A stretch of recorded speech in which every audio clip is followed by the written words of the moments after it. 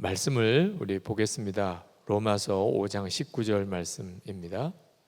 로마서 5장 19절 우리 같이 함께 읽겠습니다.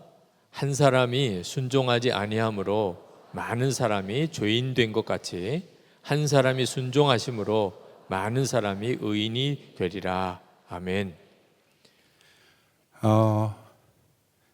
이제 그 말씀을 전하러 다닐 때, 말씀 사역을 할 때 성령께서 주시는 이제 가슴 떨림이 있습니다. 이렇게 아마 그런 것들 경험하셨을 거예요. 이렇게 뭔가 기대가 되고 두근거리고 정말 심장박동수가 막 올라가고. 제가 저 뒤에 앉았는데 계속 이 가슴이 떨리는 거예요. 봤더니 이게 성령께서 주시는 가슴 떨림은 아니고요. 제 그 아이돌 스타를 뵌 것 같은 우리 유기석 목사님을 만나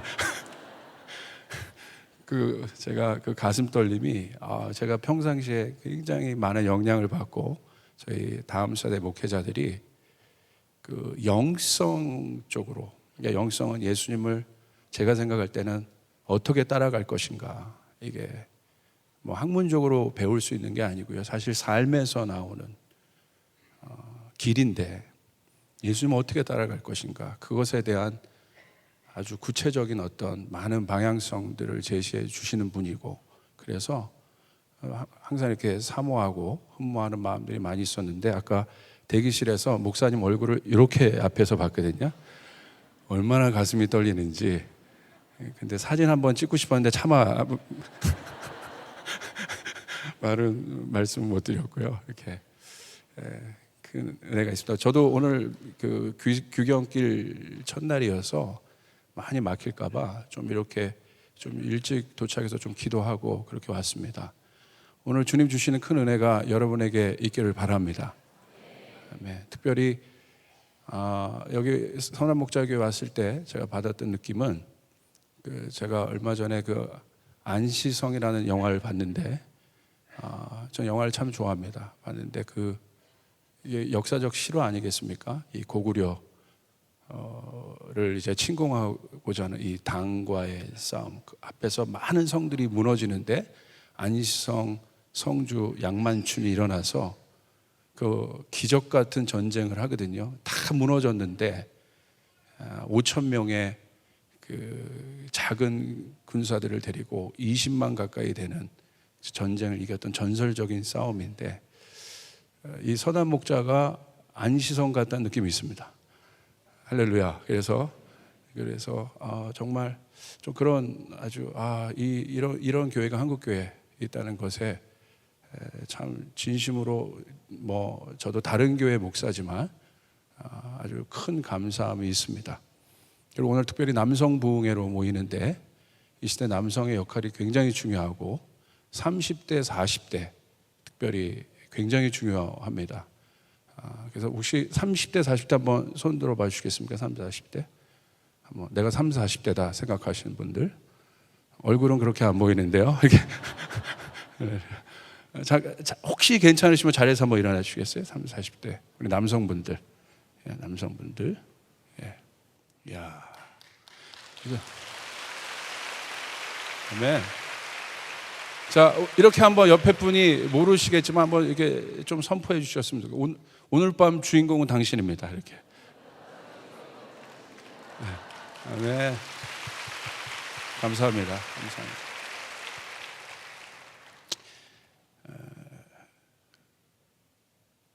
성경에도 이 남성에 대한 기록이 있습니다. 남성에 대한 기록이 있습니다.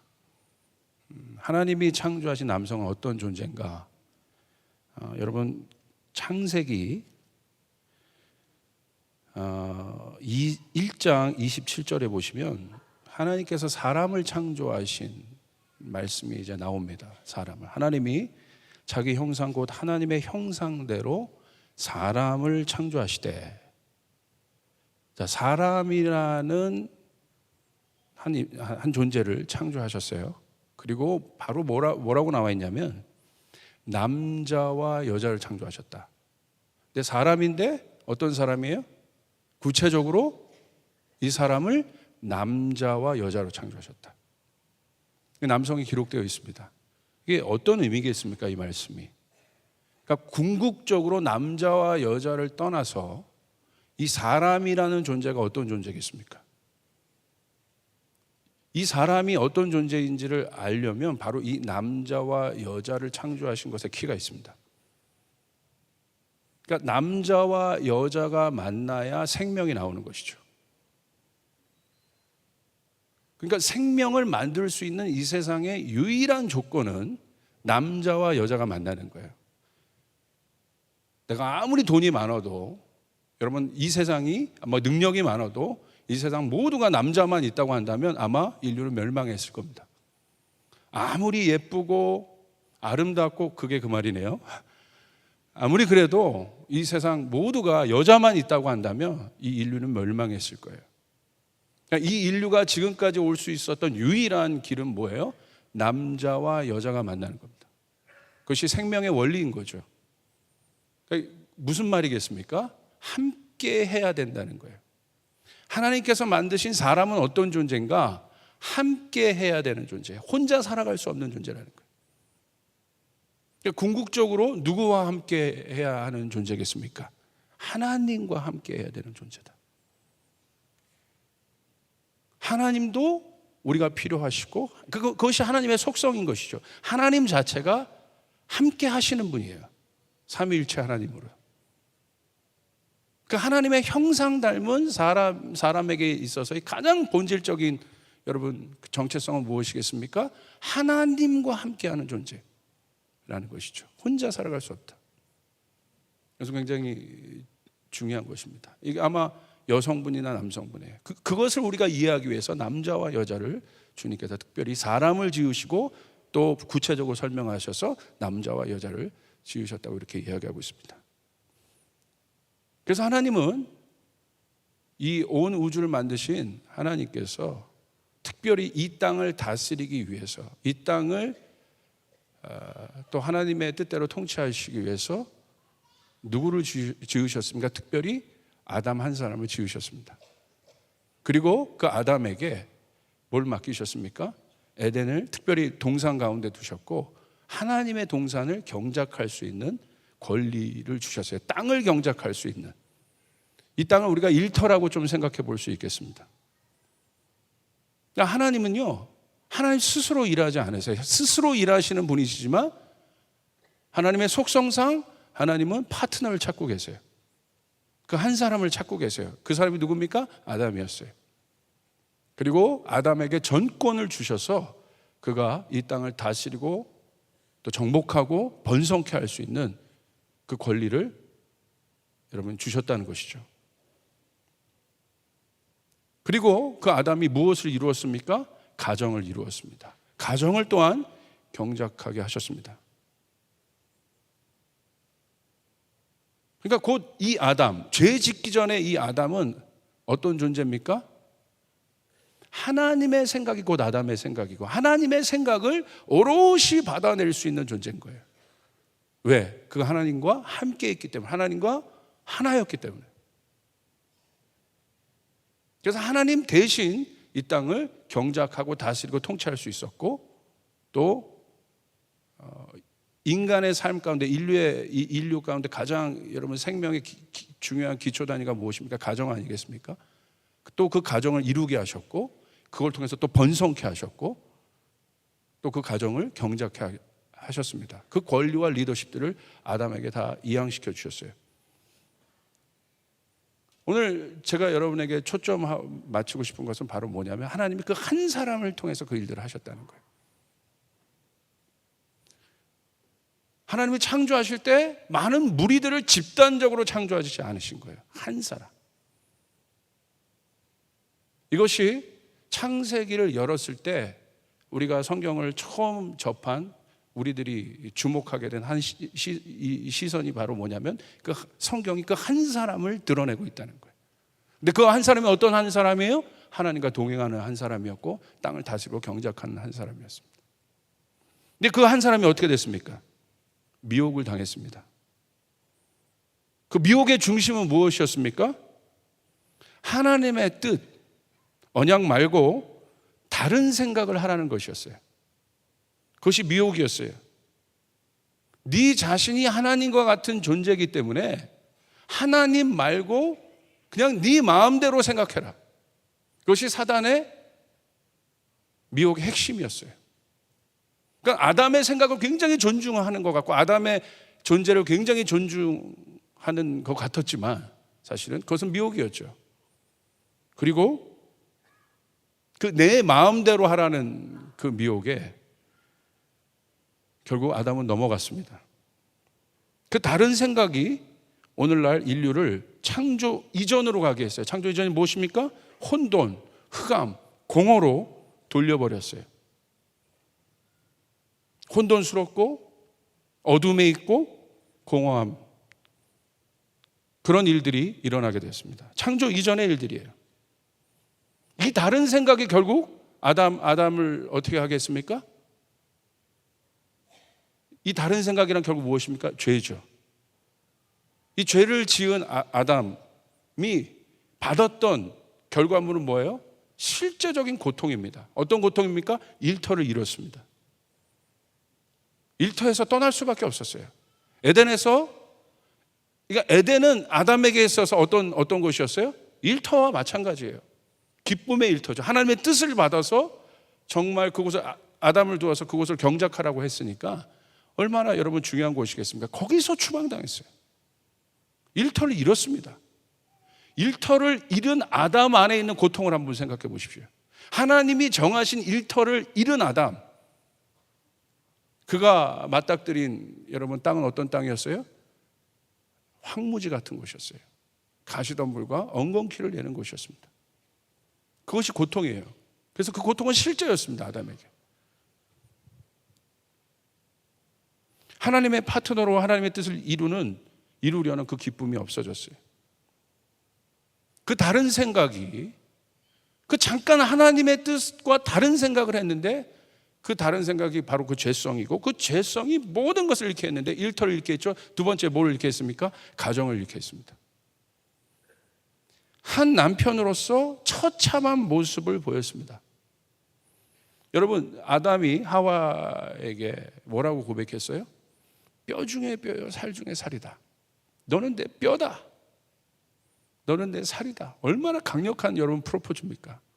이런 프로포즈를 받아보신 적 있으세요? 지금은 어떻습니까? 그 뼈가 거의 골다공증에 걸린 뼈 같이 보이죠.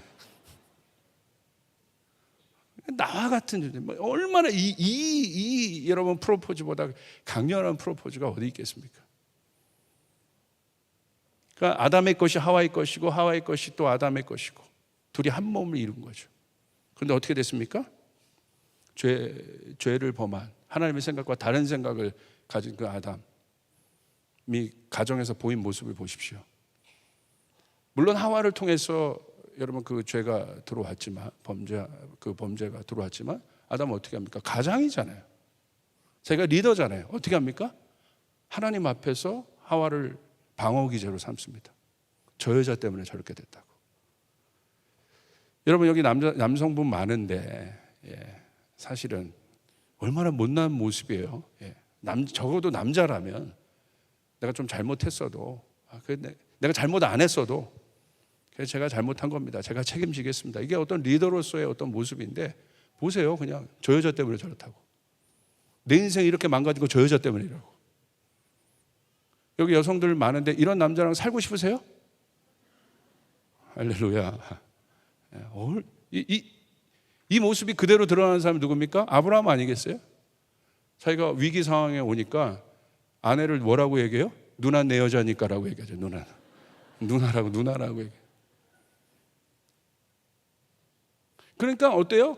하나님의 존재, 하나님의 가치를 잃어버린 아담은 어떤 존재가 됐어요? 가치를 따라 사는 삶이 아니고 진리를 따라 사는 삶이 아니라 생존형 인간이 돼버린 거예요. 그러니까 생존형 인간의 특징이 뭐예요? 방어하기에 급급합니다. 핑계대기 급급함. 이게 어떤 모습이에요? 리더십을 상실한, 권위를 상실한 아담의 모습이었습니다. 결국 가정을 잃었습니다.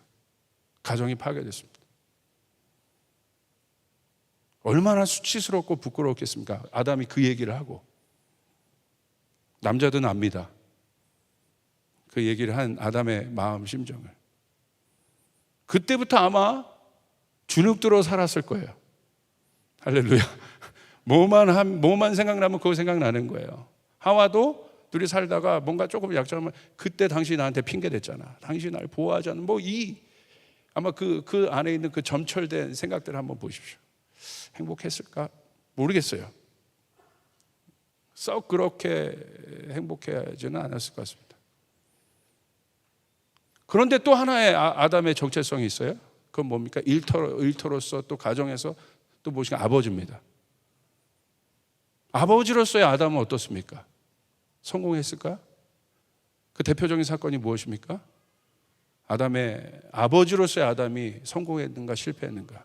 그 대표적인 사건이 바로 가인과 아벨 사건입니다. 얼마나 사랑하는 형제겠어요, 아담이. 자신의 모든 것이죠. 근데 그 큰아들이 둘째 아들을 죽입니다. 형제 안에서 일어난 비극이에요. 그걸 바라본 아버지 아담의 심정을 한번 생각해 보십시오. 지금 아담은요, 다 실패한 거예요. 일터로서, 일꾼으로서, 하나님의 일꾼으로서, 또 한 가정의 가장으로서, 남편으로서, 또 아버지로서, 남자가 가져야 될 모든 정체성이 있는데 그것에 다 실패한 거예요. 그리고 아마 여기 아버지들은 아마 그 마음이 있을 텐데, 정말 아담의 마음이 아마 도려지는 한 장면이 있는데, 그게 바로 뭐냐면 가인이 추방당합니다. 아마 아담은 가인의 그 뒷모습을 바라보고 있었을 거예요. 추방당하는, 성공해서 나가는 가인의 아들의 모습이 아니라 하나님의 저주 가운데 있는 그 가인의 뒷모습을 바라봤을 거예요.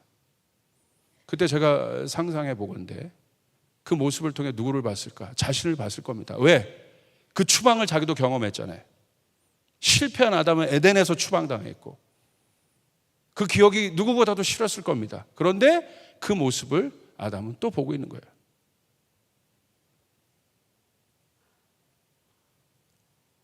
이것이 성경의 지금 스토리입니다. 한 남자, 하나님이 창조하신 남성, 그가 누렸던 하나님과의 동행, 또 하나님의 언약을 따랐던, 그가 갖고 있었던 권리, 리더십, 그 모든 것들을 보여줬지만 또 상실한 아담, 실패자의 아담을 보여주는데, 많은 사람에게 그 일들이 일어난 것이 아니라 한 사람의 사건을 통해서 그 일을 보여주고 있다는 것이죠. 그런데 하나님은 다른 한 사람을 준비하셨습니다. 그분이 누구십니까? 두 번째 아담이신 예수님이십니다. 예수님이 두 번째 아담으로 오셨다는 사실이 놀랍고, 그 한 사람이 오셔서 모든 것을 회복하셨다는 것은 놀라운 사건입니다. 여러분이 예수님을 만났다는 것은 그 회복이 여러분 가운데 이미 있다는 것입니다. 여러분이 사실 믿으시길 바랍니다. 오늘 여러분 읽었던 로마서 5장 19절에 보니까 이 한 사람의 법칙에 대해서 이야기하고 있어요. 성경은 무리와 군중을 절대 보지 않아요. 성경은 언제나 그 한 사람에 집중하고 있는 것이에요. 보십시오. 바울이 이렇게 표현합니다. 한 사람이 순종하지 아니함으로 많은 사람이 죄인이 되었다. 또 이렇게 얘기합니다. 한 사람이 순종함으로 많은 사람이 의인이 되었다고 얘기합니다.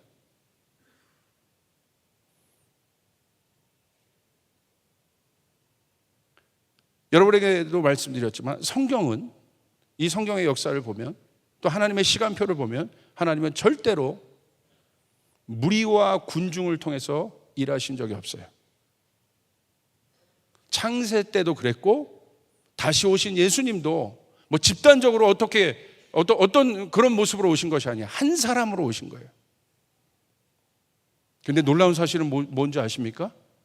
그 한 사람을 통해서 많은 사람이 죄를 범할 수도 있고, 그 한 사람을 통해서 많은 사람이 구원을 얻을 수도 있다는 것이에요. 오늘 30, 40대 특별히 여러분이 이 말씀을 붙잡아야 되는 이유, 그냥 30, 40대가 집단으로 뭔가를 반응한 것이 아니라 여기서 하나님은 그 한 사람을 찾고 계신다는 것이에요. 그 한 사람을 통해서 하나님은 모든 것을 바꾸실 수 있어요. 그 계획을 갖고 계세요. 하나님 그 파트너를 찾고 계신 거예요. 여러분, 히브리서 11장에 믿음의 사람들에 대해서 나와 있어요. 애매모호하게 이스라엘 사람 이렇게 표현하고 있잖아요. 구체적으로 한 사람의 이름들을 얘기합니다. 모세 한 사람을 통해서 하나님은요, 이스라엘이라는 나라를 구원하세요. 다윗 한 사람을 통해서 하나님은 이스라엘의 왕국을 세우십니다. 한 사람을. 그리고 아브라함 한 사람을 통해서 하나님은 온 인류가 축복을 받을 수 있는 믿음의 문들을, 축복의 문들을 여십니다. 그리고 노아 한 사람을 통해서 하나님은 심판 속에 심판당한 이 땅 가운데 새로운 창조의 역사를 또 열어가십니다. 그렇다면 오늘 저의 질문은 이것입니다. 우리가 이것을 알았어요. 한 사람을 통해서 이 한 사람의 법칙을 알았어요. 그렇다면 오늘 예수님이 승천하셔서 하늘에서 우리를 보고 계시는데 오늘날 그 한 사람은 누구겠습니까? 성경에서 말한 그 한 사람이 어떻게 표현되어 있을까요? 제가 이것에 대한 고민이 많았어요. 하나님, 오늘날 그 한 사람은 누구겠습니까? 어떻게 이해해야겠습니까? 최근 마태복음 28장 19절을 제가 지난주 레바논 사역을 갔다 왔다가 주님이 느닷없이 이 말씀으로 저에게 감동을 주시는 거예요. 그 말씀이 여러분 너무나 잘 아는 말씀입니다. 그러므로 너희는 가서 모든 민족을 제자로 삼아 아버지와 아들과 성령의 이름으로 세례를 주고. 너무나 잘 아는 말씀이죠. 이 말씀이 왜 저에게 이 시즌에 새로운 감동으로 왔는지 여러분에게 좀 나누고자 합니다. 저는 특별히 주님께서 좀 감동을 주셨어요. 그래서 이 난민들, 또 특별히 중동 지역에 있는 난민들을 보게 하셨어요. 왜냐하면 이 마지막 땅끝 선교가 이슬람권이기 때문에, 이슬람은 여러분 잘 아는 것처럼 선교사님들의 무덤입니다. 영혼을 추수를 할 수가 없는 곳이에요. 그러니까 평생 사역하셔도 많이 추수하시면 뭐 3명, 4명 이런 것이 이슬람권 선교를 하셨던 선교사님들의 어떤 결과물들이었습니다. 3명, 4명도 많아요. 그런데 여러분 잘 아는 것처럼 그 중동의 봄 이후에, 시리아 사태 이후에 수많은 난민들이 쏟아지기 시작했어요. 그런데 여러분 잘 아는 것처럼 이슬람은 시스템입니다. 이 시스템이 깨져버린 거예요.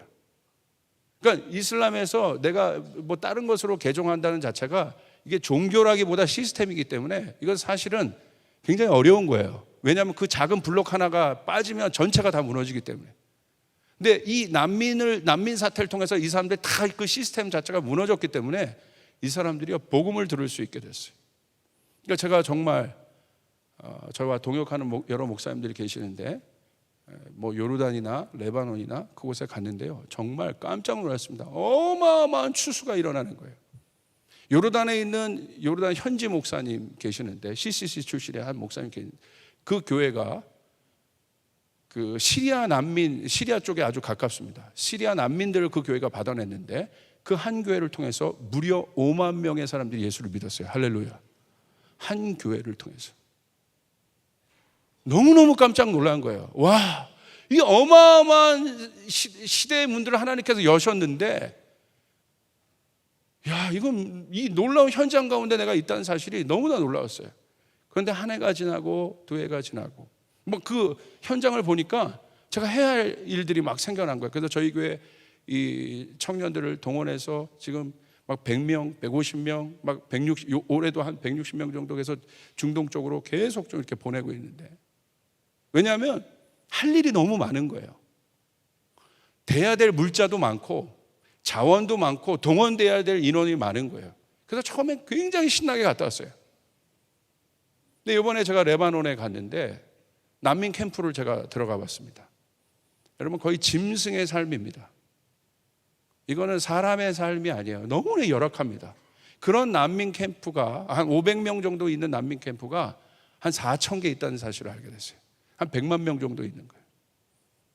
거기서 그 아이들을 이렇게 특별히 전도하는데, 이 아이들을 전도하는 게 굉장히 중요합니다. 그 아이들에게 복음을 전하고, 이 아이들이 너무나 순수하고 깨끗하기 때문에 어른들에게 사실은 이슬람을 아시는 분들은 아시겠지만, 그 무슬림들이, 어른 무슬림들이 사실 전도해서 예수님을 믿기는 사실 거의 불가능해요. 거의 믿는 척 하는 거예요. 그래서 성령 받지 않고는 거의 불가능해요. 근데 아이들은 괜찮아요.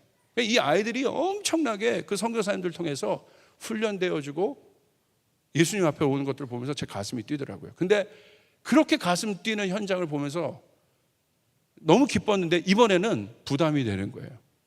왜냐하면 100만 명이에요.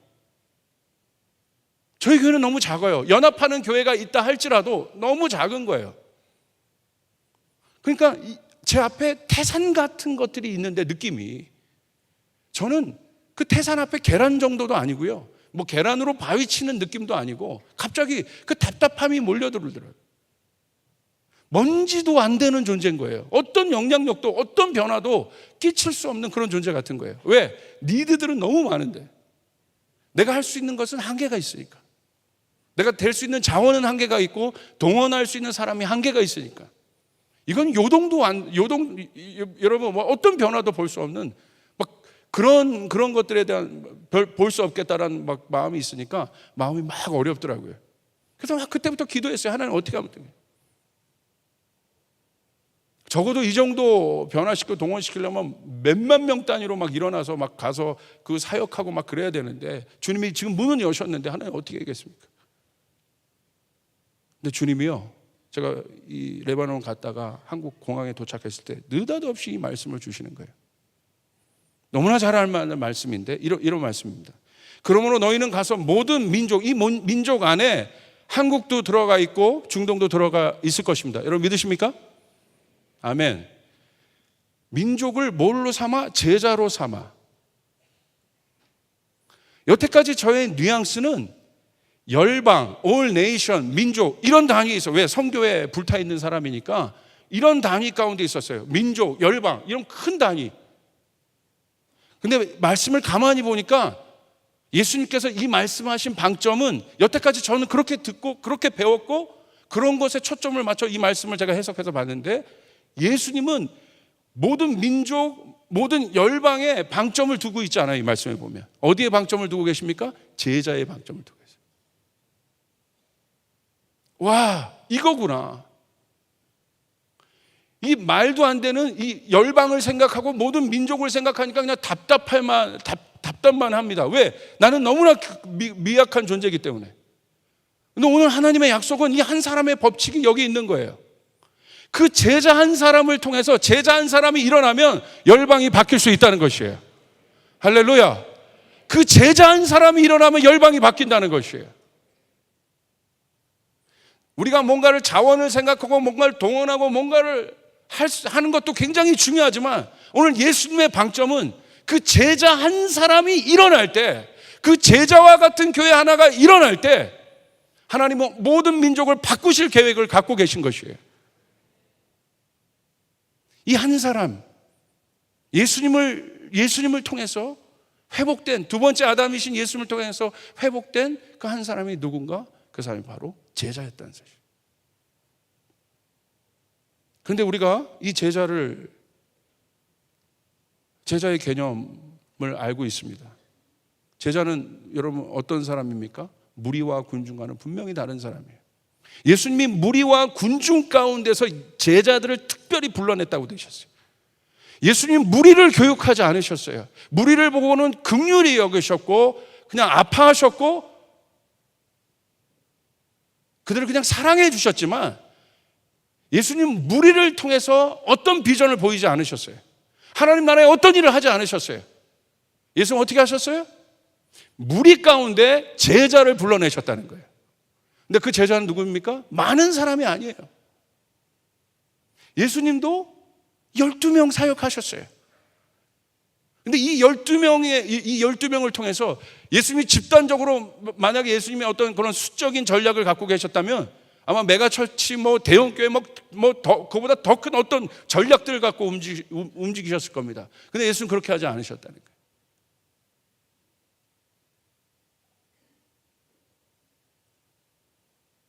많은 수가 아니었다는 것이에요. 오늘 이 개념이 저한테 들어오는데 제 목회의 패러다임이 바뀌는 거예요. 제가 몇 명 되고 이제 5명 되고 이제 교회가 1000명 되고 그 다음에 이 순서가 있지 않습니까? 나름대로의 부담이 있고, 이렇게 됐을 때 제가 어떤 사역을 하고 어떻게 갈까, 나름대로 목회자니까 그런 방법을 고민하고 하는데, 그것이 사실 굉장히 중요한 방법 같지만 굉장히 또 답도 없는 것 같고 막 이런 교착 상태에 있었는데, 제 안에 자유한 마음이 생기기 시작한 거예요. 지훈아, 너 목회 끝날 때까지 제자 1명만 남기면 돼. 1명은 너무 작습니다. 할렐루야. 갑자기 제가 지금 이 시스템 속에서 경험하는 목회 현장 속에서 제가 막 자유하기 시작하는 거예요. 1명? 근데 그 제자가 어떤 제자예요? 무리와 같은 제자가 아니라, 무리 속에 있는데 그냥 제자의 옷을 입고 있었던 어떤 사람이 아니라 진짜 제자. 할렐루야. 그 진짜 제자 한 사람만 일어나면 된다. 한 사람을 통해서 많은 사람이 범죄했다고 되어 있고, 한 사람을 통해서 많은 사람이 구원을 얻고 순종했다고 되어 있는데, 오늘 예수님은 똑같이 이 제자 한 사람을 통해서 모든 민족을 바꾸실 계획을 하고 계신 것이에요. 도시를 바꾸실 계획을 하고 계신 것이에요. 영역을 바꾸실 계획을 하고 계신 것입니다. 그 믿음이 들어오기 시작했어요. 와, 이거구나.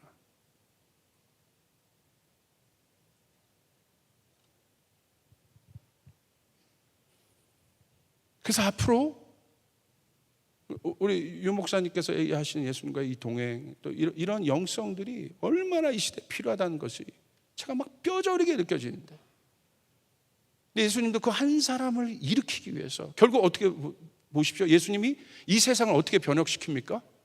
제자를 통해서 변혁시키잖아요. 이 세상을 어떻게 바꾸십니까? 제자와 같은 사람을 통하여 변혁시키잖아요. 주님께서 이 일터를 어떻게 변혁시킵니까? 우리가 모여서 컨퍼런스 하고 이런 것도 굉장히 중요하지만 이 일터를 바꿀 사람은 누굽니까? 진짜 예수님의 제자. 그 한 사람을 통하여 일터가 바뀔 것이고, 가정이 변화될 것이고, 교회 가운데 하나님의 역사가 일어나게 될 것입니다.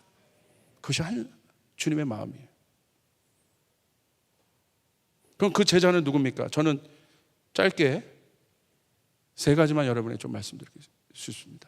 그 제자는 자신의 생각과 세상의 생각이 아닌 하나님의 생각을 가진 한 사람을 말하는데, 오직 예수님의 뜻을 위하여 자기의 모든 것을 포기할 줄 아는 사람이 되어야 합니다. 오늘 그 남자들이 일어나길 바랍니다. 오늘 그 남성들이 일어나길 바랍니다. 그러기 위해서는 첫 번째, 믿음의 사고가 있어야 합니다. 믿음하면 대표적으로 우리가 생각나는 사람이 누굽니까? 많은 사람들이 있겠지만 저에게는 다윗입니다. 특별히 믿음은 내가 뭔가를 내 힘으로 할 수 있는 것이 아니잖아. 그건 믿음이라고 얘기하는 것이, 그건 믿음이라고 말하지 않지 않습니까? 내 힘을 넘어선 어떤 일들, 나는 못하는데 내 힘을 넘어선 어떤 일에 대한 확신, 내 능력을 넘어선, 내 한계를 넘어선 어떤 일에 대한 확신, 그것에 대한 대표적인 사건이, 저에게 감동을 주는 사건은 다윗과 골리앗의 싸움입니다. 여러분 잘 아는 것처럼, 여러분 이스라엘을 협박하고 하나님의 사람들을 겁주고 두렵게 했던 한 사람이 있었습니다. 그 사람이 누굽니까? 골리앗이었어요. 하나님을 믿는 수많은 무리들이 그 가운데 있었어요. 그런데 문제는 뭐예요? 그들이 골리앗 앞에서 다 두려워하고 있었다는 것이에요. 다윗이 그것을 보았습니다. 그리고 다윗 안에 믿음이 생겼어요. 하나님의 이름으로 저 골리앗을 죽이겠다는 어떤 말도 안 되는 싸움인데 믿음이 생긴 거예요. 여러분, 외적으로는 말도 안 되는 싸움이잖아요. 그 믿음이 생긴 거예요. 그래서 잘 아시는 것처럼 골리앗과의 싸움을 시켜달라고 얘기하는데 번번이 거절당합니다. 그러니까 다윗이요, 형들에게도 거절당하고 막 그 당시 페이스북에 막 올리는 거예요. 나는 다윗과 골리앗과 싸울 수 있는 존재라고 막 소문을 내가지고 SNS 막 활동하면서 올리는 거예요. 근데 그 소문이 사울 왕 귀에 들어갔어요. 그래서 사울 왕이 그래도 다행히 다윗을 부릅니다. 그런데 사울 왕이요, 이렇게 얘기해요. 사무엘상 17장 33절에 보니까 아마 다윗을 격려하는 것 같아요. 다윗을 타이르는 것 같아요. 근데 이렇게 얘기해요. 사울이 다윗에게 이르되 내가 가서 저 블레셋 사람과 싸울 수 없으리니 너는 소년이요 그는 어려서부터 용사임이니라. 합리적인 이유로 얘기합니다. 너는 소년이다. 그러나 그는 용사다. 어떤 패러다임이 사울 가운데 있습니까? 소년은 절대 싸움으로 중무장된 저 용사를 이길 수 없다는 패러다임이 있는 거예요. 문제는 뭐예요? 골리앗이 아니라 사울입니다. 하나님을 믿고 있어요. 전지전능한 하나님을 믿고 있고 하나님의 뜻을 받는 통로예요. 근데 뭐라고 해요? 사울의 사고관은 어떻게 되어 있습니까? 소년은 용사를 이길 수 없다. 근데 여러분, 성경을 보십시오. 믿음은 소년이 용사를 이길 수 있다는 것입니다. 여러분 이 사실 믿으시길 바랍니다. 사울 안에 있는 이 패러다임이 무엇이에요? 이 용사의 패러다임. 이 용사란 단어가 첫 번째로 나온 것이 창세기 말씀에 있어요. 니므롯이라는 사람이 소개됩니다. 창세기 한번 보시겠습니까? 창세기 10장에 보시면 구스가 또 10장 8절에 보시면 또 니므롯을 낳았으니 그는 세상의 첫 용사라. 그가 여호와 앞에서 용감한 사냥꾼이 되었으므로 속담에 이르기를 아무는 여호와 앞에 니므롯같이 용감한 사냥꾼이로다 하더라. 그의 날은 신할 땅의 바벨과라고 나와 있어요. 그러니까 이 니므롯은 용사인데 좋은 뜻의 용사의 어원으로 이 뜻을 의미로 쓰인 것이 아닙니다. 여기 나오는 용사의 개념 폭군의 뜻이에요. 폭군. 그러니까 그 당시 니므롯이 다스렸던 세상은 어떤 세상이에요? 힘 있는 자가 모든 것을 좌지우지하는 세상이에요. 힘이면 되는 거예요. 그 사람이 만든, 그 사람이 거한 땅이 어디입니까? 바벨탑이에요. 그리고 거기서 뭐가 나옵니까? 바벨이란 땅이었고 거기서 하나님을 가장 대적할, 인간의 힘으로 하나님을 대적할 수 있다고 하는 바벨탑이 거기서 만들어져요.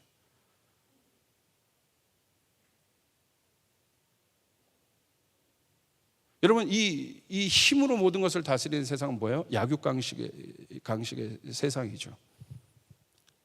삼각형이죠. 삼각형.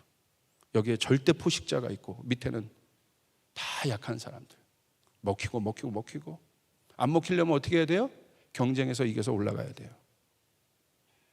그럼 올라가면 보상이 주어져요. 그러니까 길을 써서 그 다음 단계로 올라갑니다. 힘을 가지려고 해요. 그리고 저 위에는 누가 있어요? 절대 포식자가 있어요. 모든 힘을, 그 세상이 정의해주는 모든 힘을 가진 자가 그 절대적으로 한 사람이 딱 거기 위에 있어요. 여러분 TV 연애 프로에 제가 다음 세대 사역을 하니까 막 요즘에 막 좋아하는 게 어떤 오디션 프로가 있어요. 거기 삼각형 위에 수백 명의 아이들 오디션 봐서 순위 매겨놓고 거기 위에 앉혀요. 여기 1등부터 마지막 100등까지. 거기 1등에 있는 애들은 그 보좌 위에서 와 이렇게 하고 저 88등 막 이런 데는 막 쑥쑥하고. 이게 세상의 가치관이구나 이게. 와, 그 프로를 보는데 무섭더라고요. 이런 엄청난 이 용사의 세계관에 우리 교회와 우리 성도들이 지금 노출되어 있고 우리 남성들이 그 속에 있어요.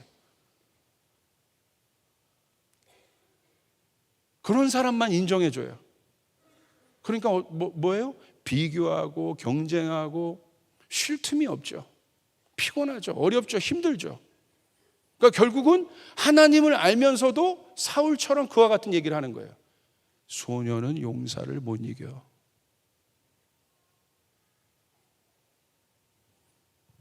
네, 여러분 말씀을 보십시오.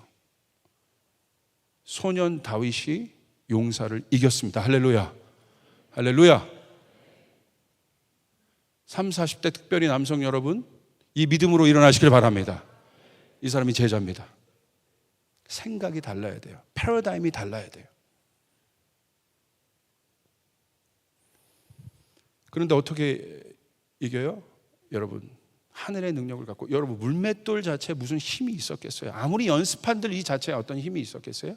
우리가 잘 아는 것처럼 하나님이 그 물맷돌에 기름 부으신 거예요. 약하지만 하나님이 기름 부으신 거예요. 그리고 그 물맷돌을 던져냈을 때, 세상의 눈의 관점에서 볼 땐 아무것도 아니지만 그 물맷돌을 던져냈을 때, 믿음으로 던져냈을 때 그 기름 부음, 다윗은 어떤 능력이 있었어요? 하늘을 움직이는 능력이 있었어요. 작지만 그 물맷돌은 골리앗을 넘어뜨리는 무기가 되었습니다. 그리고 어떻게 합니까? 가서 칼을 집어다가 골리앗의 칼을 써서 골리앗의 머리를 자릅니다. 그럼 우리가 생각해 봐야 돼요. 그 골리앗은 도대체 무엇입니까? 골리앗은 어디에 있는 것입니까? 골리앗이 사실 바깥에 있는 것이 아닙니다. 골리앗이 우리 내면 안에 있어요. 우리를 위축되게 만들고 어렵게 만들고 갑옷 없고 무기 없고 그러면 싸울 수 없는 그런 나약한 존재로 만들고, 골리앗이 바깥에 있지만 사실 진짜 골리앗은 이 내면 안에 있는 거예요. 다윗이 어떻게 했어요? 그 생각 속에 사로잡혀 있는 거예요. 다윗이 어떻게 했습니까? 칼을 집어다 골리앗의 머리를 잘랐어요. 이 일들이 우리 내면 안에 일어나야 됩니다. 할렐루야. 칼은 뭐예요? 말씀이에요. 하나님의 말씀으로 능치 못할 일이 없음을 믿으시길 바랍니다. 하나님 말씀으로 천지를 지으신 분이에요. 하나님의 말씀에 대한 믿음이 있어야 돼요. 우리 안에 있는 골리앗의 머리를 잘라야 돼요. 그거밖에 없어요. 다른 데 자르면 안 돼요. 골리앗의 그 생각, 헤드, 그 머리를 잘라야 되는 것이에요.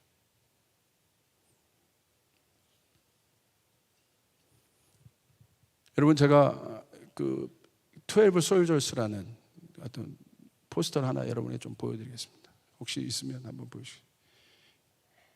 이게 이 12 Soldiers라는 이 유명한 영화인데,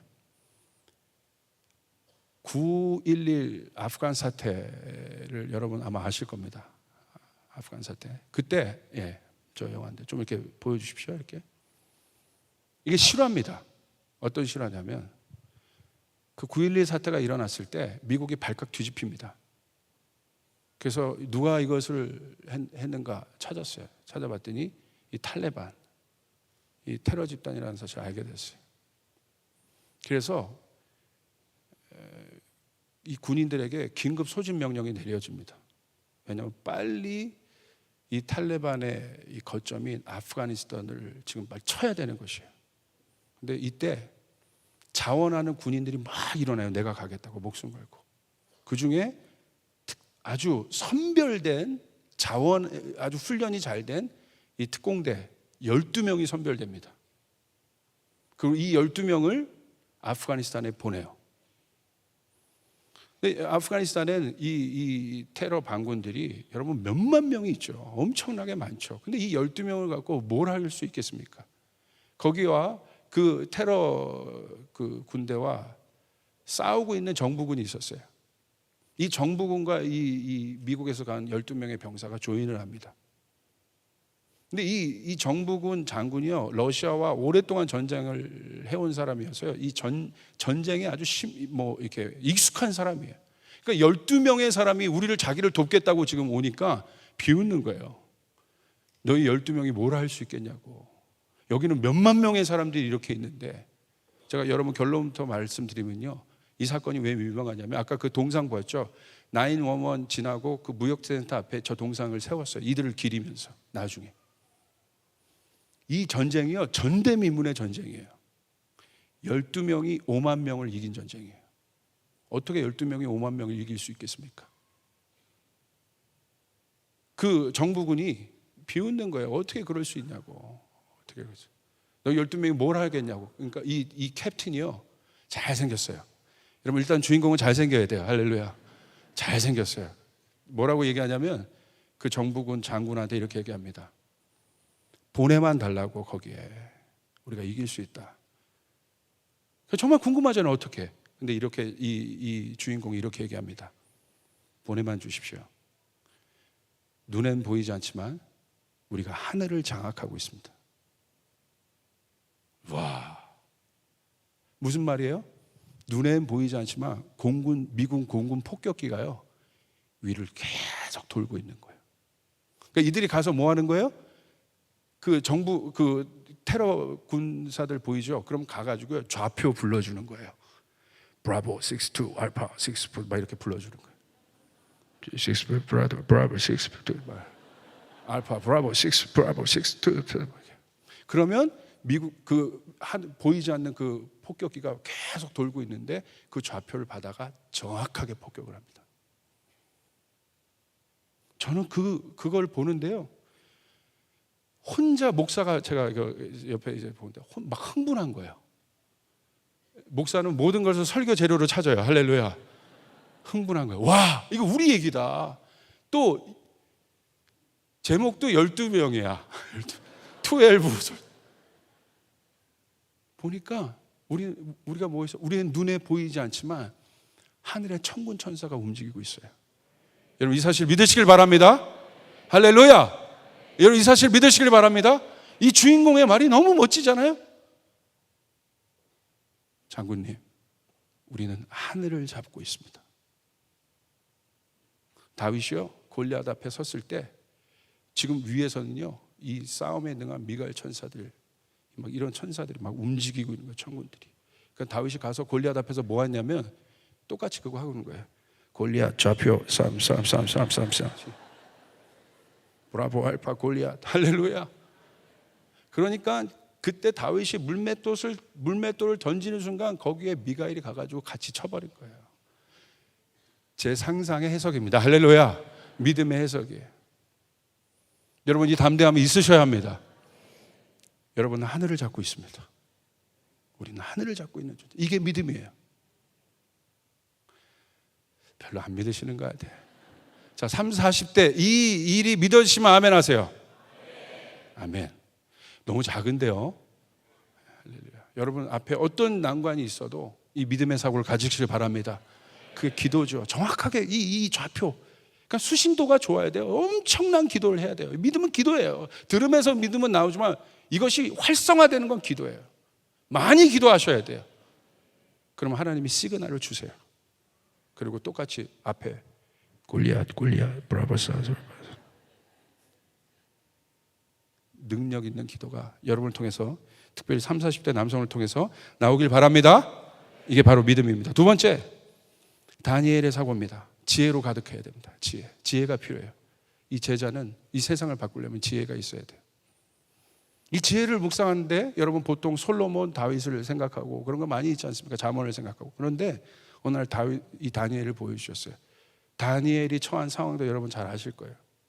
세상 한복판에서 다니엘이 도대체 어떻게 저기서 살아남을 수 있었을까?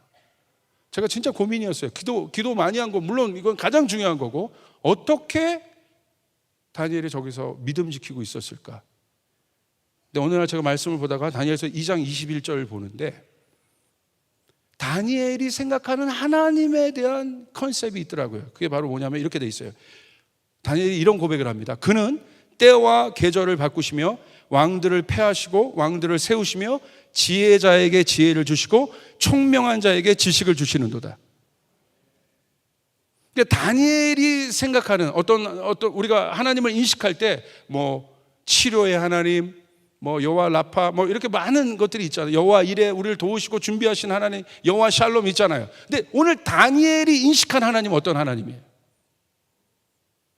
다니엘은 하나님을 지혜의 하나님으로 인식하고 있었어요. 그래서 이렇게 고백하는 거예요. 근데 다니엘이 생각했던 그 지혜는 뭐예요? 그는 때와 계절을 바꾸신다. 그리고 왕들을 세우기도 하시고 패하기도 하시고. 이게 왜 지혜인가? 여러분에게 이 시대의 제자들은 시대를 보는 눈이 있어야 돼요. 시작과 끝을 아는 것이 지혜입니다.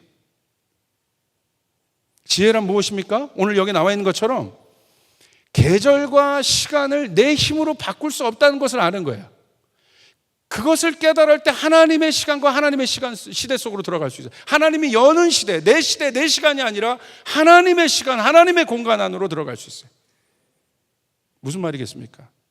계절을 내 힘으로 바꿀 수 있습니까? 이번 여름 얼마나 더웠습니까? 너무 더웠어요. 근데 여러분, 지금 벌써 이렇게 긴팔 입고 오신 분들 많은데, 내가 너무 덥기 때문에 이 계절을, 이 더운 여름 내가 막 발버둥 치고 뭐 에어컨을 갖다 놓고 뭐 해도, 여러분, 우리가 계절을 바꿀 수 있을까요? 그 여름에서 여러분 근본적으로 벗어날 수 있을까요? 에어컨 앞에서만 시원하죠. 나가면 또 덥고.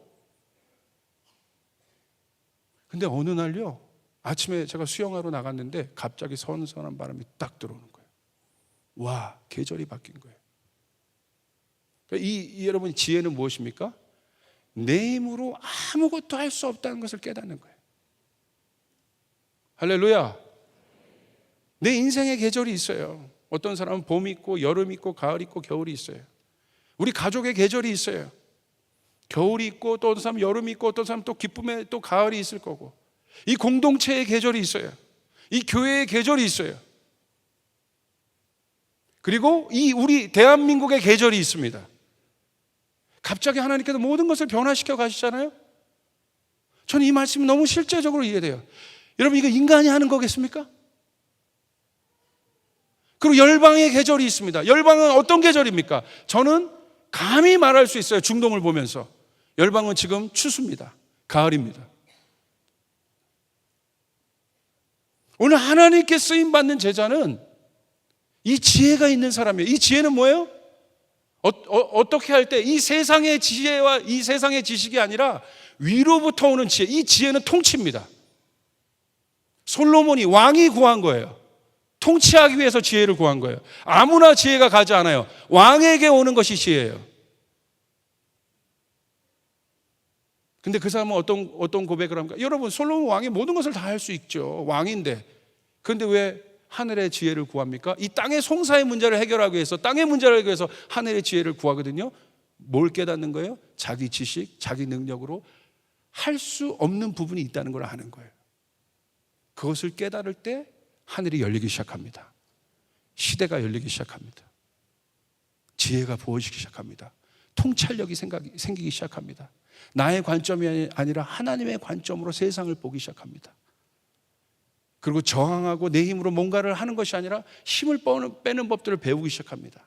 순응하는 법들을 배우기 시작합니다. 끄는 것이 아니라 따라가는 법을 배우기 시작합니다. 모든 라이프가 완전히 바뀌어요.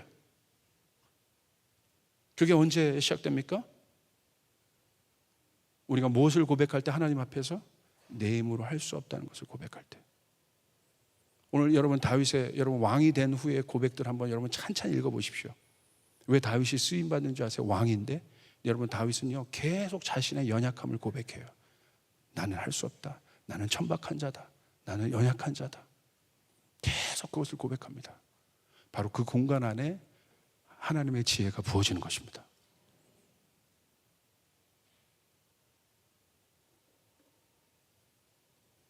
여러분, 이 지혜가 있는 제자로 여러분 일어나시길 바랍니다. 마지막입니다. 어떤 제자냐? 사랑입니다. 첫 번째 믿음이고, 두 번째 시대를 보는, 그리고 자신의 연약함을 끝까지 고백할 수 있는 다니엘과 같은 그 지혜가 필요한 시대. 그래야 우리가 이길 수 있어요.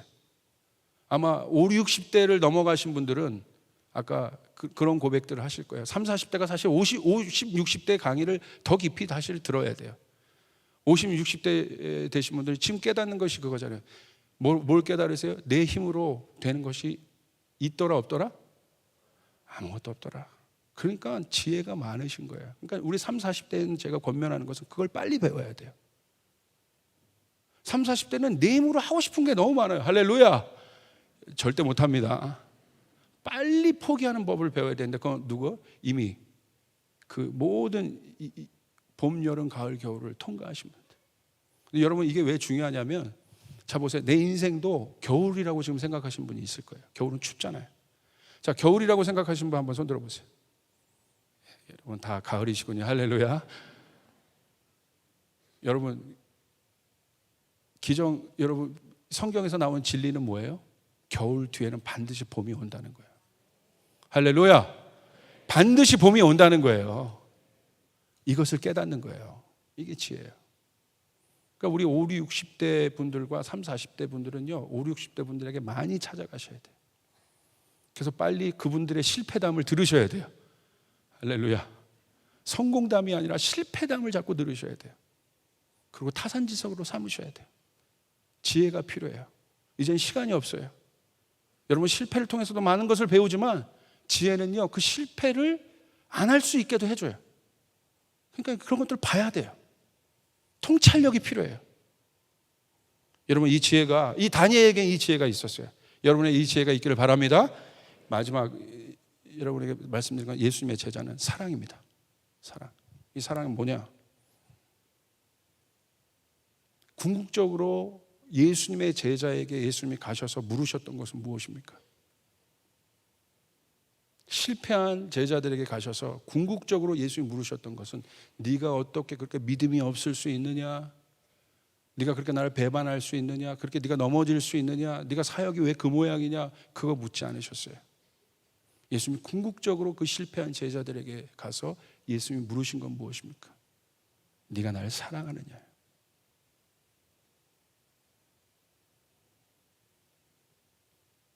오직 하나, 사랑입니다. 이 제자들이 남길 것은 사역의 결과물이 아니에요. 사랑인 것이에요. 제자들의 궁극적인 목표는 사랑이에요. 예수님의 사랑만 남게 하는 것이에요.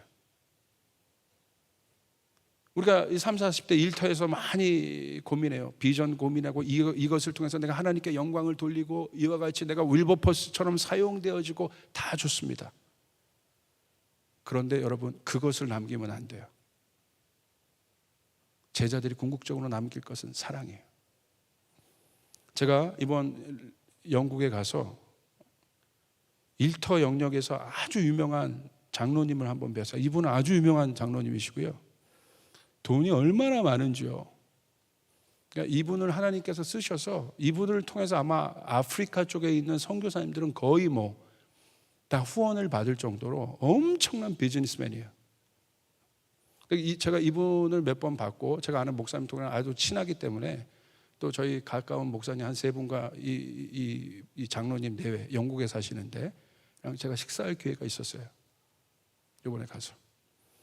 근데 최근 그분이 미국으로 가셨다가 영국으로 건너오셨거든요.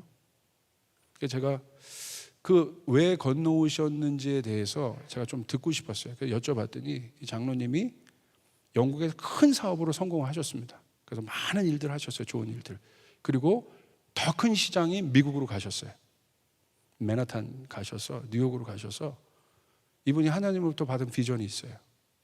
173개국의 나라를 먹일 수 있도록 해주시고 700명의 풀타임 선교사님들을 지원할 수 있도록 해주십시오. 얼마나 놀랍고 창대한 비전입니까? 그것을 위해 평생을 달려오신 거예요. 또 그와 같은 일을 하셨고 그래서 더 큰 시장에 가서 한 6년 동안 정말 하나님을 경배하고 경외하면서 기도를 엄청나게 하루에 막 3시간씩 기도하는 분이세요. 하나님과 아주 가까운 분이시고 기도니까 여러분 영적인 능력이 있는 분이시죠. 그럼 하나님의 비전까지 있어요. 그리고 하나님께서 한 그 6년 동안 씨름하는 가운데 드디어 그 비전이 성취되기 일보 직전까지 간 거예요. 기업으로 말하면 이제 대기업으로 진입하기 일보 직전에. 근데 하나님이요 갑자기 그 장로님에게 이렇게 물으셨대요. 갑자기 누구누구야 너 나니 너의 비전이니? 느닷없이 그 비전을 그걸 질문하셨다. 너 나니 너의 비전이니? 근데 이 비전이 나쁜 게 아니잖아요. 하나님께서 주신 비전이잖아요. 그래서 이 장로님이요 이 기도 제목을 갖고 골방으로 들어간 거예요. 식음을 전폐하셨다고 하더라고요. 하나님 도대체 무슨 뜻입니까? 왜 이렇게 물으십니까? 너 나를 위해서 너의 비전을 내려놓을 수 있니라고 물었어요. 근데 그 안에 얼마나 많은 질문이 있었겠어요? 얼마나 많이 억울했겠습니까? 그래서 이 장로님이요, 일주일 동안 기도하고 막 금식하고 기도하는데 답이 없으시더래요. 미치겠더래요. 너무 답답해서 힘들어서. 그래서 어느 날 깊은 기도로 들어간 거예요. 몇 시간 동안 깊은 기도로 들어갔는데 거기서 갑자기 장로님이요, 어떤 강력한 어떤 영적인 체험들을 하신 거예요. 갑자기 자기 입에서요, 자기 입에서 어떤 고백이 터지면서 두 손을 들면서 자기가 고백을 하기 시작하는데 뭐라고 고백하냐면 오직 예수, 오직 예수 라고 고백을 하더래요.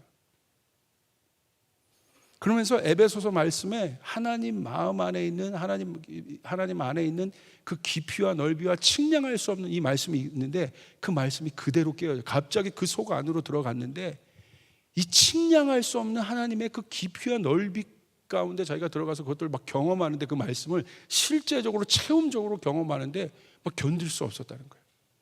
근데 거기서요, 그 장로님이요, 오직 예수 계속 외치면서 그 기도 가운데 이렇게 고백하더래요. 저 예수님 사랑하는 거 하나만 있으면 됩니다.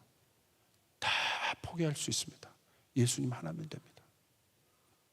그리고 이 장로님이요, 그 고백을 하고 어마어마한 자유함을 가지고 그분이 지금 고민했던 엄청난 사업들이 있지 않습니까? 그 사업을 다 내려놓으셨어요. 여러분, 이 사업을 성공시켜서 엄청난 비전을 이루고 성과를 이루어서 700명의 선교사를 먹이고 173개국을 돕는 이 엄청난 비전, 그 일터의 비전을 이 장로님이 가지셨잖아요. 그런데요, 그걸 내려놓으라. 그리고 그 장로님에게 예수님 물으신 건 네가 나를 사랑하니?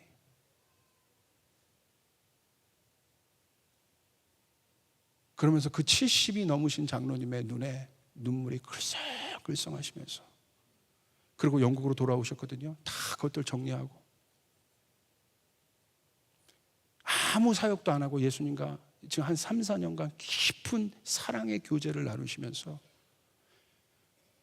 처음부터 끝까지 자기가 예수님을 얼마나 사랑하는지 사랑 얘기만 하시는데요, 갑자기 저희가 중국집에서 밥을 먹었거든요. 깜짝 놀랐어요. 전 정말 깜짝 놀랐어요. 저도 로직하고 막 그런 사람인데 그 중국집에 주님의 임재가 임하기 시작하는 거예요. 여러분, 임재는 교회에 임해야죠. 할렐루야. 중국집에 주님의 임재가, 그 사랑을 고백하는, 와, 이게 뭐지? 제가 그때 레바논에서 장염이 걸려가지고요, 영국으로 넘어갔는데 거의 뭐 상태가 말이 아니었습니다. 거기다 막 몸살까지 와서 막 두꺼운 파카 같은 걸 입고 제가 거기 나가는데 바로 그 순간 전 깜짝 놀랐어요. 온몸에 땀이 쫙 나더니 제가 치유가 되기 시작한 거예요. 할렐루야. 이게 사랑의 능력이구나. 한 번도 경험해 보지 못한 어마어마한 임재를 경험했어요.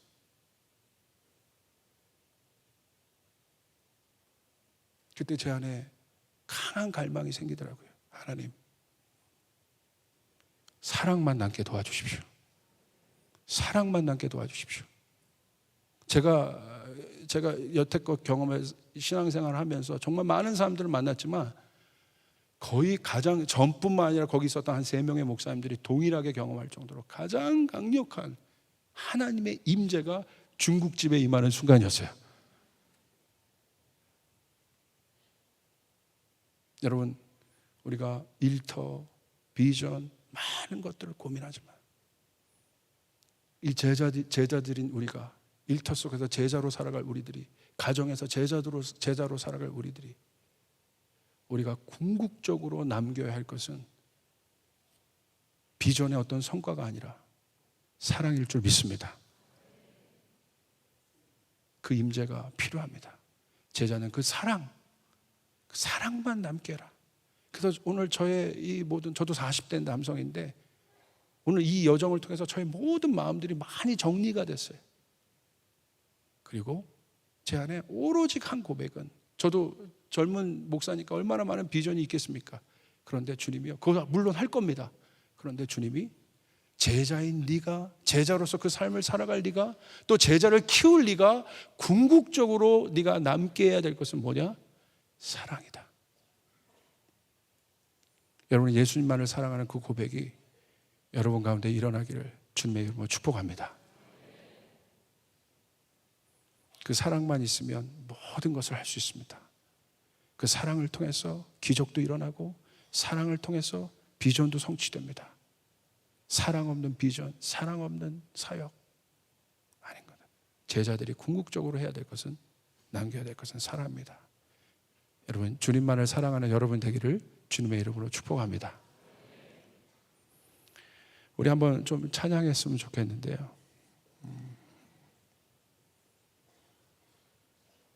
이 시간 너의 마음속에라는 찬양인데 아마 여러분 잘 우리 예배팀 좀 같이 도와주시고요. 회장님 도와주시고, 하나님께서 우리를 얼마나 사랑하시는지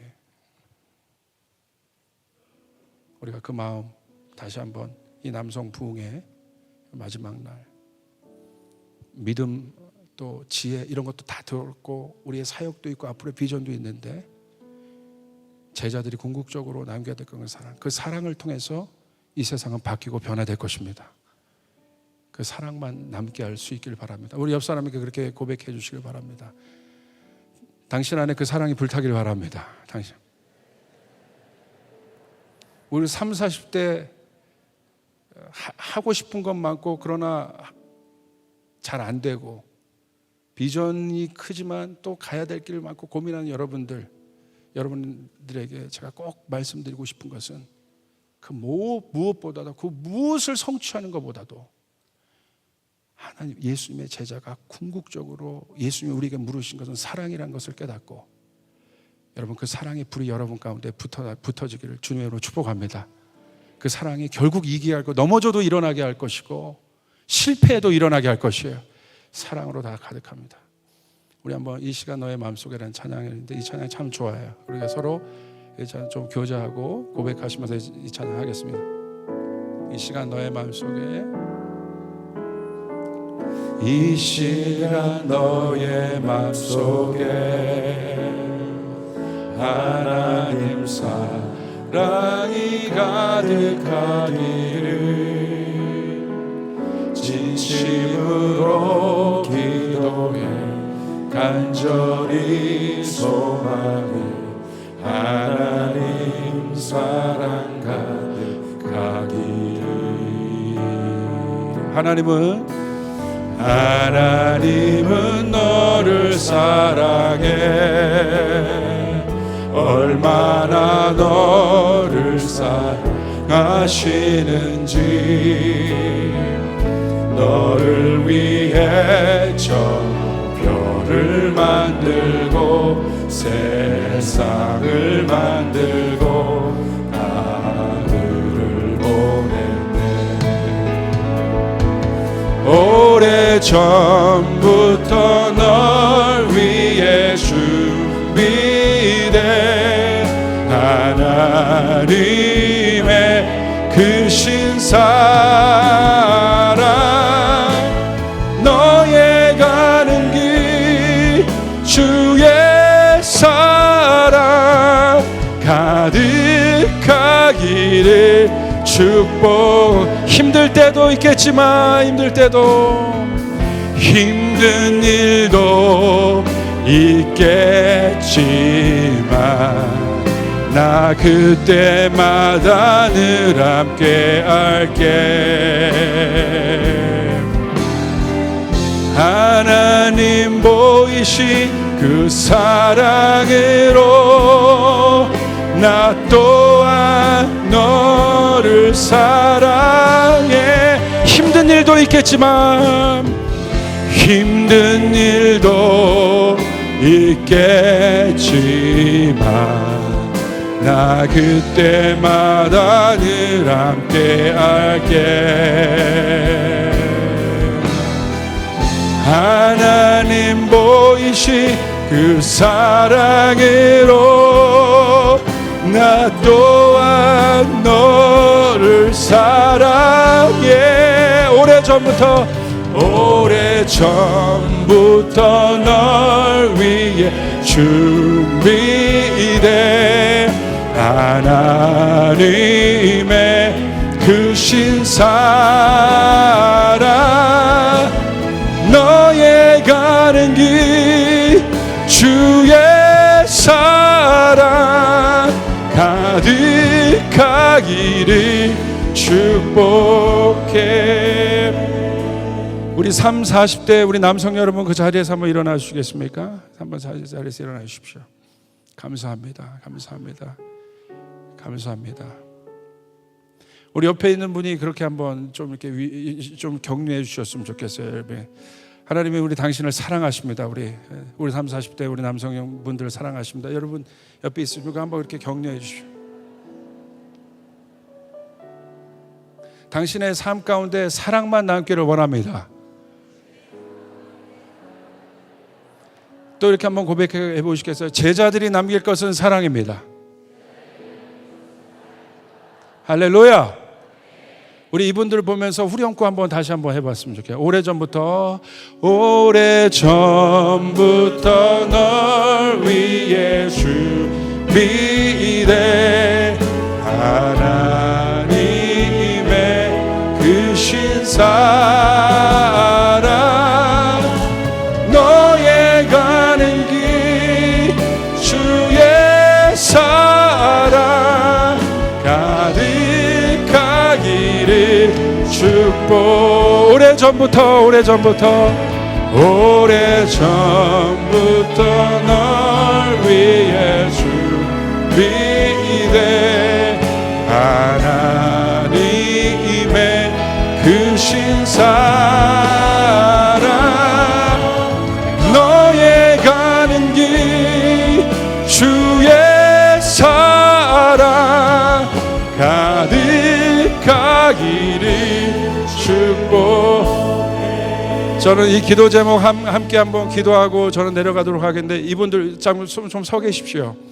우리 한번 여러분 같은 성도님께서 오늘 30, 40대 우리 남성들 위해서 기도해 주실 것은 또 우리 50, 60대 남성들도 이분들을 위해서 기도해 주실 것은 결국 남는 건 아무것도 없어요. 주님의 사랑밖에 없는 것이에요. 하나님 이분들 가운데 주님의 사랑의 불을 붙여주시길 원합니다. 예수님의 제자들에게 물으실 것은 사랑인 거예요. 그 사랑이 있어야 여러분 힘들어도 이길 수 있고 두려워도 이길 수 있는 것이에요. 넘어져도 이길 수 있는 것이에요. 사랑이 있어야 되는 것이에요. 그 어떤 것도 아니라 주님이 원하시는 것은 우리의 사랑인 것입니다. 우리 다 같이 서 계신 분들은 두 손을 들고 한번 여러분 기도하셨으면 좋겠고 여러분 간절히 한번 기도하십시오. 주님 오늘 나에게 그 사랑의 불 예수님의 제자의 삶을 가는 나에게 이 사랑의 불을 나에게 오늘 붙여주시길 원합니다. 사랑만 남게 도와주시옵소서. 사역의 결과물이 아니라 사랑을 남기게 도와주시옵소서. 우리 서 계신 분들은 여러분의 남편들과 여러분의 또 아우와 여러분 가족과 같은 이 30, 40대 남성들 위해서 간절히 손을 뻗고 하나님 사랑의 불이 오늘 여기에 임하게 될지어다. 사랑의 불이 임하게 도와주시옵소서. 사랑의 불이 임하게 도와주시옵소서. 사랑의 불이 임하게 도와주시옵소서. 사랑만 남게 도와주시옵소서. 이 사랑의 불 가운데 나가게 도와주시옵소서. 주님의 이름 한번 부르고 우리가 기도하며 나가겠습니다. 주님을 사랑하는 마음을 나에게 더 달라고 기도하며 나갑니다. 기도합니다. 주여 주여 주여. 하나님 아버지 시간 우리가 기도하며 나갑니다. 아버지 예수님의 제자로 살아가는 이분들에게 아버지 하나님 주여 말씀하시고 도와주시옵소서. 아버지 무엇보다도 아버지 믿음을 가지고 아버지 시대를 바라보고 아버지 그 한 사람을 통하여 아버지 많은 일들이 일어나게 돼서 아버지 실패하고 넘어지고 힘들지라도 예수님의 제자된 마음으로 주님의 사랑으로 그 제자들을 끝까지 일으키셨던 것처럼 이분들을 통하여 아버지 예수님의 제자들이 만들어주게 도와주시고 한 사람의 제자를 통하여 열방과 민족과 일터와 이 모든 것이 변화되는 그 놀라운 일들이 일어나게 도와주시옵소서. 너가 나를 사랑하느냐 물으실 때에 하나님 아버지 아멘하며 하나님 아버지 앞에 사랑을 고백할 수 있는 아버지 남자 성도들 되게 하여 주시옵소서. 열 아버지 어떤 직장과 가정에 하나님 부인에게 하나님 또한 자녀들에게 사랑한다 아버지 충만하게 고백할 수 있는 믿음이 있게 하소서.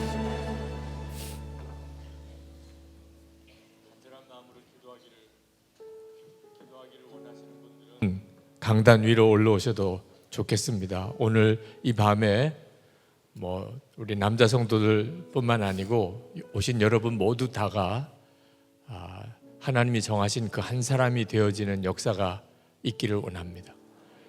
주님은 그렇게 되기를 오늘 정하셨습니다.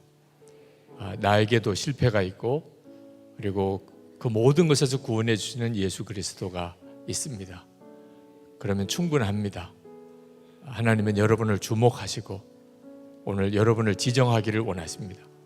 문제는 여러분 자신이 그것이 믿어지고 그리고 오늘 하나님이 나를 그 한 사람으로 택하셨다고 하는 분명한 결단이 여러분에게 있기를 원합니다. 오늘 이 밤이 특별한 시간인 줄로 믿어지시는 분, 하나님이 나를 강권하여 이곳에 오게 하셨다고 믿어지시는 분들은 그렇게 반응하시기 바랍니다. 일어서서 기도하셔도 좋고 강단에 나오셔서 기도하셔도 좋습니다. 좀 충분히 기도하겠습니다. 하나님, 제가 남자입니다. 정말 예수 그리스도 안에서 하나님을 만나기 원합니다. 실패자의 인생에서 주 예수님을 붙잡고 일어나기를 원합니다. 정말 주의 제자로 그렇게 쓰임받는 제 생애가 되기를 원합니다. 오늘 주님 만나주시고 말씀해 주시고 제 안에 그 놀라운 확증을 주시옵소서. 우리 주여 한번 부르짖고 기도하겠습니다. 주여! 할렐루야. 그거 놀라우신 하나님의 은혜를 하나님 구합니다. 놀라우신 하나님의 은혜와 사랑의 역사하심을 하나님 믿습니다. 하나님 우리를 하나님 온전히 붙잡아 주시고 하나님 사로잡아 주시는 주님의 역사하심을 찬양합니다. 남자 성도들을 하나님께서 부르시고 세우시는 하나님의 계획을 온전히 이루어 주시기를 원합니다. 하나님 앞에 거룩히 나가 하나님 저들 자신을 하나님 주 앞에 온전히 내어놓으며 하나님의 기름 부음을 하나님 구하며 하나님의 택하심을 구하며 하나님 오늘 이 시간이 하나님 주님이 정하신 하나님 그 시간 하나님 주님 앞에 그렇게 지정되기를 원합니다. 하나님 주님 앞에 그렇게 쓰임받기를 원합니다. 주님의 손에 그렇게 사로잡히기를 원하는 하나님 그 마음과 중심을 주여 받아주시기를 원합니다. 아버지 하나님 주의 성령의 역사하심을 더 분명하고 강하게 부어주시고 갈급하고 사모하는 마음의 심령에 더 놀라우게 하나님 임하여 주시고 하나님의 일을 더 놀라우게 행하여 주시고 갈급한 마음이 하나님 더 분명하게 도와여 주시기를 원합니다. 아버지 놀라우신 하나님 그리고 은혜를 통하신 하나님 역사하신 하나님 주관하신 하나님 들어주신 하나님 구합니다. 하나님 갈망합니다. 하나님 서운합니다. 하나님 더 이상 평안의 인생으로 끝나지 않고 오늘 이 시간에 하나님 오늘 이 밤에 하나님 주의 제자가 택함받게 하시고 주님의 사람이 하나님 붙잡혀지게 하시고 하나님의 사람이 하나님 사로잡혀지게 하시고 주님의 종으로 온전히 쓰임받게 하시고 아버지의 마음에 분명한 주님 하나님 참배와 자질에서 건져주시고 하나님 그 마음의 낙심에서 건져주시고 하나님 마음의 중심에 주의 은혜를 도와시고 하나님 그 마음의 중심에 주의 성품을 분명히 알게 하시고 하나님의 택하심 하나님의 인도하심 하나님 주님의 놀라운 사랑 하나님 주님께서 하나님 온전히 붙잡아주시는 하나님 은혜 아버지 하나님 위해 하나님 아버지 하나님은 나의 마음속에 아버지 주님 말씀하시는 사랑의 영상을 아버지 주를 더 의지하며 나가게 하소서. 하나님 믿음을 주시고 하나님의 지혜를 주시고 피하여 아버지 낯을 사랑을 피하여 부어주시고 아버지 하나님 오늘도 하나님 아버지 그 모든 사로잡아 주시기를 하나님 아버지 이제는 멈추어지게 하여 주시옵소서. 쫓겨난 에덴에서 아버지 주님 아버지 다시 에덴으로 돌아가는 예수 그리스도로 말미암아 그 길이 열리는 하나님 아버지 그 은혜를 아버지